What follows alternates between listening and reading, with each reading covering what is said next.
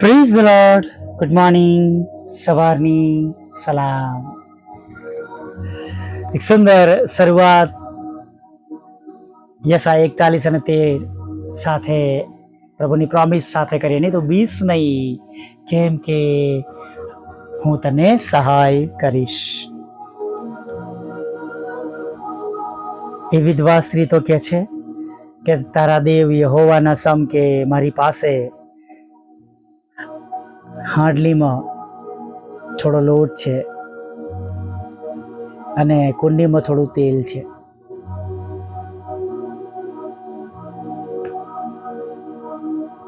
અને હું અને મારો દીકરો ખાઈએ અને પછી મરી જઈએ. એવી ભયંકર પરિસ્થિતિમાં તે સ્ત્રી હતી. વિધવા હતી એટલે આવકનો સ્ત્રોત જે પતિ પૂરા પાડતા હોય એ બંધ હતો. દીકરો તો નાનો હતો. લાકડા વીણતી હતી એટલે એવું પણ કહી શકીએ બહુ સામાન્ય સ્ત્રી હશે. અને એના મનમાં તો ખબર નહીં લાકડા વીણતા જેમ એ કહ્યું કે બસ આટલું જ છે. એ કેટલું બધું વિચારતી હશે, એના મનમાં દુઃખી થતી હશે. એના દીકરાને જોઈને મારા દીકરાનું શું થશે, મારું શું થશે, અમે કેમના સર્વાઈવ કરીશું, અમને કોણ મદદ કરશે, કોણ સહાય કરશે, મારો ભરતાર તો છે નહીં. પણ દેવ એવી જગ્યાએ એલિયાને મોકલે છે તેના ભરોપોષણ માટે. કેવી વાત છે નહીં? આમ એવી જગ્યાએ જ્યાં કશું નથી ત્યાં દેવ એમના સેવકને મોકલે છે. આપણે તો કેવા વ્યક્તિનું ઘર પસંદ કરે છે ને કે જ્યાં વ્યવસ્થા હોય, આપણને મળી રહે, એમને તકલીફ ના પડે, આપણને પણ તકલીફ ના પડે. આપણે એવા બધા ઘરોને તમે અને હું શોધતા હોઈએ છીએ. અથવા એવા ઘરમાં આપણે કોઈને મોકલીએ કે જ્યાં એ ઘર વેલ સેટ હોય નહીં, પણ સૈન્યોના ઈશ્વર જેમની તમે અને હું ઉપાસના કરીએ છીએ તે એલિયાને એક એવી જગ્યાએ મોકલે છે કે જ્યાં કશું જ નથી.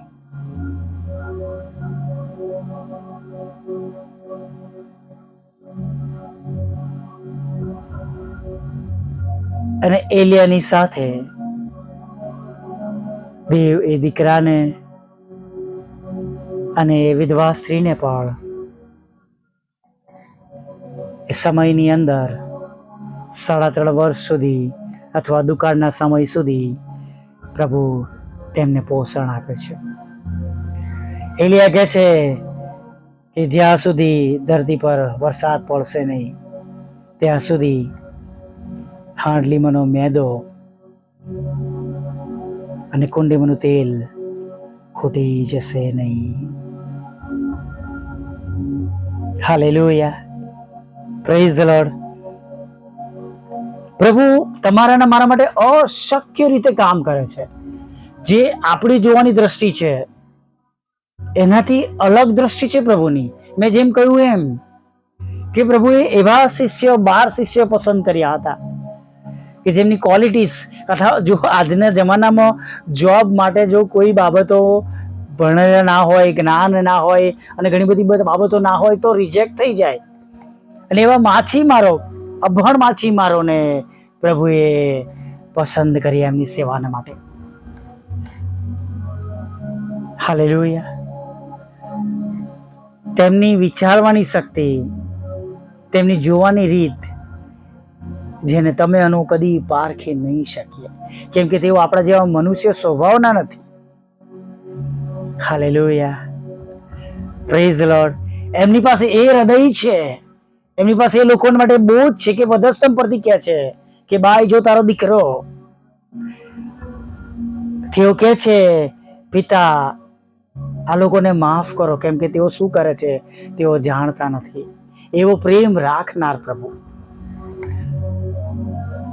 હાલેલુયા, તમે અને હું એમને સમજી શકતા નથી. એ શિષ્ય તો કહે છે કે પ્રભુ, આ 2 માછલી ને 5 રોટલી જ છે, અને અહીંયા તો 5,000 પુરુષ ને ઉપરથી બાળકો અને ઉપરથી સ્ત્રીઓ, અને એ લોકો પોતે પણ.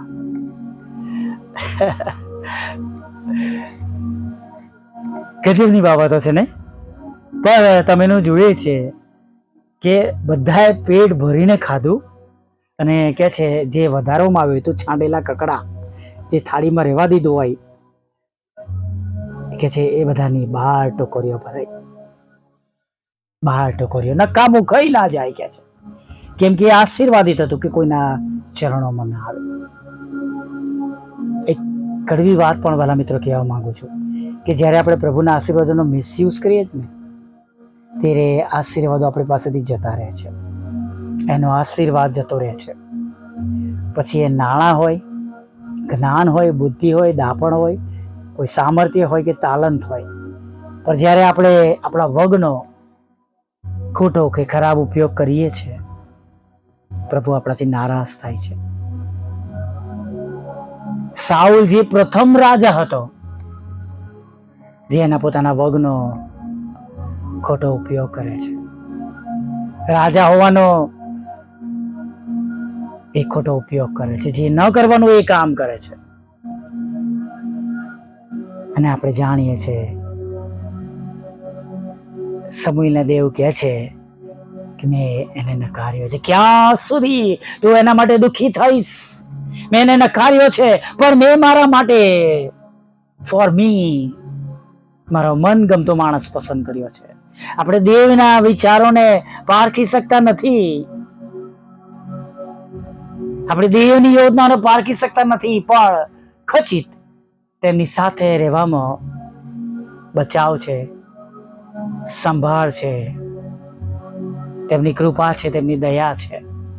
એ વાત નક્કી આજે સવારમાં તમે અને હું જાણી લઈએ.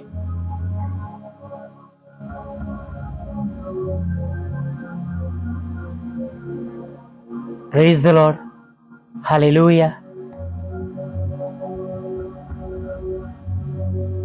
જ્યારે પ્રભુ આપણા ઘરમાં કે આપણા જીવનમાં હોય છે, ત્યારે જ કદાચ કઈ ખોટ, કોઈ ઉણપ થાય છે, તો એ દૂર થાય છે. એકાના ગામના લગ્નમાં તેઓ હાજર હતા, અને પાણીનો બનેલો દ્રાક્ષરસ વિશે આપણે જાણીએ છીએ. પિત્તરના ઘરમાં હોય છે, અને પિત્તરના ઘરમાં જાય છે, એમના સાસુને તાવમાંથી સાજાપણું આપે છે. હાલેલુયા. એ બેથેનિયામાં તેઓ જતા હતા, માર્થા મરિયમના ઘરે, હા, એ લાજરસના ઘરે, અથવા મરિયમ તેમના ચરણોમાં બેસતી હતી, તેમનું ભજન કરતી હતી, તેમની વાતો સાંભળતી હતી, અને તેનો ભાઈ 4 દિવસના મૃત્યુ પછી તેને પાછો પ્રભુ ઈસુ આપે છે. અત્યારે આજે હમણાં પણ એ જ ઈશ્વર છે. ભરોસો રાખીએ વાલા મિત્રો. આ ખાલી કેવા ખાતરની વાતો નથી, પણ વિશ્વાસ કરનારા માટે હાલેલુયા એ આશીર્વાદ રૂપ બનનાર છે. પાઉલ કહે છે, નાશ પામનારા માટે વધસ્તંભની વાતો મૂર્ખતા સમાન છે, પણ તમે અને હું તારણ પામનારને માટે આશીર્વાદ રૂપ છે.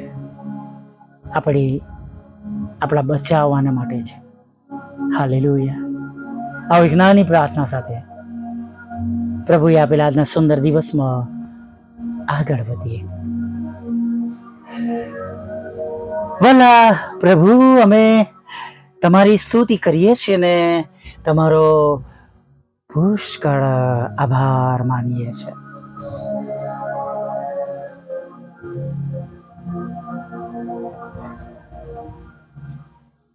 પ્રભુ, આજે જો અમે કોઈ એવી પરિસ્થિતિમાં છે, દુઃખી છે, હતાશ છે, નિરાશ છે, ચિંતિત છે, આર્થિક પ્રશ્નો છે, માંદા છે, સ્વજનોથી દૂર છે, સ્વજનોથી દુઃખી છે, શત્રુઓના હુમલા છે, શત્રુની શેતાની ચાલોમાં ફસાઈ ગયા છે, અસરગ્રસ્ત છે.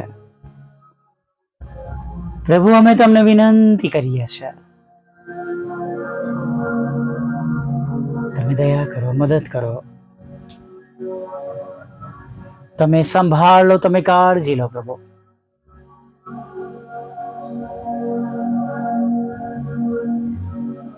પ્રભુ, અમે વચનને ગ્રહણ કરીએ છીએ. તમારું વચન કહે છે, જુઓ, યહોવાનો હાથ એટલો ટૂંકો થઈ ગયો નથી કે તે બચાવી ના શકે, અને તેનો કાન એવો મંદ થયો નથી કે તે સાંભળી ના શકે. પ્રભુ, પ્લીઝ, અમારી અરજ છે આજે તમારા હાથો દ્વારા તમારા બાળકોના ઘરોમાં, તેમના જીવનોમાં, તેમની જરૂરિયાતોમાં તમે મદદ મોકલો. તેમની માંદગીઓમાંથી તમે એમને બચાવી લો, તેમના દુઃખમાંથી તમે એમને બહાર કાઢો, તમે એમની સંભાળ લો, તમે એમની કાળજી લો પ્રભુ. તેમના ઘૂંટણો પરની પ્રાર્થનાઓ, હા પ્રભુ, તેમના મુખમાં નીકળતી પ્રાર્થનાઓ, એક એક શબ્દો પ્રભુ આજે તમારી આગળ માન્ય થાવ. પ્રભુ, ઉદાસ હવે પછી ઉદાસ ના રહે, દુઃખી હવે પછી દુઃખી ના રહે, માદાઓ હવે માદા ના રહે પ્રભુ.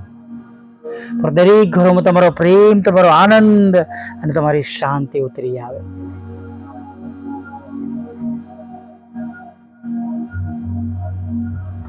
હા પ્રભુ, દરેક ઘરોમાં તમારો પ્રેમ, આનંદ અને શાંતિ ઉતરી આવે.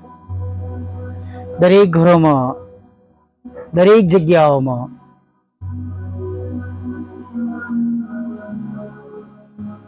પ્રભુ તમે મુલાકાત લો, દરેકના આંસુઓને તમે આનંદમાં બદલી નાખો પ્રભુ. દરેકના સથવારે તમે રહો, દરેકની સહાય ને મદદને માટે રહો. જે કોઈ તેમના ઘરોમાં પ્રભુ તેમના જીવનની હોડીમાં, નાવડીમાં તોફાન આવ્યા છે, તમને ઉઠાડી રહ્યા છે, તમને જગાડી રહ્યા છે પ્રભુ, આજે તમે એમને માટે ઊભા થાઓ, તમે એમની સંભાળ લો, તમે એમની કાળજી લો. તેમના ભય બીકમાંથી તેમને મુક્ત કરો, તેમના અવિશ્વાસમાંથી તમે એમને ફરીવાર વિશ્વાસમાં પુનઃસ્થાપિત કરો પ્રભુ, અને તમારો મહિમા દેખાડો પ્રભુ. એવી અમે પ્રાર્થના કરીએ છીએ પ્રભુ. અને અમે જાણીએ છીએ કે અમે જેમને વિનંતી કરીએ છીએ બધું જ કરી શકીએ છીએ, કેમ કે તમે પ્રભુ સારાને કહ્યું કે શું યહોવાને કંઈ અશક્ય છે, અને અશક્યતાને શક્યતામાં બદલી નાખનાર પ્રભુ, અમે તમને વિનંતી કરીએ છીએ કે અમારી અરજો ગરજો આજે સવારમાં તમારી આગળ માન્ય થાવ. આજની સવારની સફર, આજના દિવસની અમારી મુસાફરી આશીર્વાદિત થાવ. અમારા આત્મિક જીવનો વધારે વધારે વધારે શુદ્ધ અને પવિત્ર બનો. અમે વધારે વધારે અને વધારે નજદીકથી પ્રભુ તમને ઓળખી શકીએ પ્રભુ, એવું થવા દો. અને અમે તમને વધારે વધારે વધારે પ્રભુ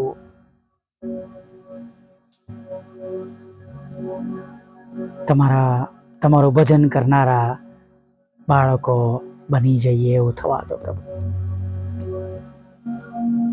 તમારા બાળકો તરીકે પ્રાર્થીએ છે, અમને નદીની પાસે રોપાયેલા ઝાડ જેવા કરો પ્રભુ. હા પ્રભુ, અમને બધાને ઉછીનું આપનારા બનાવો પ્રભુ, અમને બધાને શિર બનાવો. અમારા ઘરોને આશીર્વાદિત કરો, આવનાર જનારને આશીર્વાદિત કરો. તમામ જેઓ અમારા ઘરના વાલાઓ છે એમ અમને બધાને પ્રભુ આશીર્વાદિત કરો પ્રભુ. દુઃખ, ચિંતા, મુશ્કેલીઓ, તકલીફો, માંદગીઓ, આ બધી બાબતોને તમે દૂર કરો પ્રભુ. પણ પ્રભુ, અમે પહાડ પર વસેલા નગર સમાન બની જઈએ પ્રભુ. હા, પહાડ પર વસેલા મકાન જેવા અમે બની જઈએ પ્રભુ. હવે પ્રભુ બીજાને અજવાળું આપનાર બનીએ, અમે બીજાના માટે આશીર્વાદ રૂપ બનીએ પ્રભુ. બીજાઓને તમારી ઓળખાણ આપનારા બનીએ પ્રભુ. અને હજારો લાખો કરોડો નાશમાં જતા આત્માઓ પ્રભુ અમારા જીવનો દ્વારા, અમારા વિશ્વાસ દ્વારા, અમારા વચન દ્વારા, અમારા વાણી દ્વારા પ્રભુ તેમનો બચાવ થાય, તેઓ નાશમાં ન જાય પ્રભુ, એવું તમે થવા દેજો પ્રભુ. દરેકના આંખના આંસુઓને તમે આનંદમાં બદલી નાખજો. દરેક દુઃખીઓની સાથે રહેજો, વિધુરો, વિધવા બહેનો, અનાથો, મનબુદ્ધિ લોકો, માનસિક રોગીઓની સાથે રહેજો. તમારી સેવિકાના ખેતરમાંથી એ નામો નીકળી જાય પ્રભુ, જે દુષ્ટતાથી ઉમેરવામાં આવ્યા છે. અને પ્રભુ ખાસ પ્રભુ એ મકાનો વેચાય પ્રભુ, એ પ્લોટ વેચાય ને એની વચ્ચેની રૂકાવટો તોડો, એ નાણાંનો આશીર્વાદ પ્રભુ ફરીવાર તેમને પ્રાપ્ત થાય. છેલ્લી બાબત જે અમે તમારી પાસે માંગી છે એ અમે આજે પ્રભુ જોઈ શકીએ પ્રભુ, એવું તમે થવા દેજો. અમારા સતાવનારાના મન બદલજો પ્રભુ. અને પ્રભુ તમામ લોકો જે પ્રભુ હતાશ, નિરાશ ને ચિંતિત છે, એમને નવું બળ અને નવું સામર્થ્ય આપજો પ્રભુ. બેઠા કરજો પ્રભુ, રાત્રે મીઠી નિદ્રા આપજો, પાપોની ક્ષમા કરજો. અને પ્રભુ એક સુંદર નવી સવારમાં તમારું ભજન કરતી લાવજો એવું માગતા પ્રભુ ઈસુમાં આટલું સાંભળો દેવ બાપ, માન્ય કરજો. આમીન, આમીન, આમીન.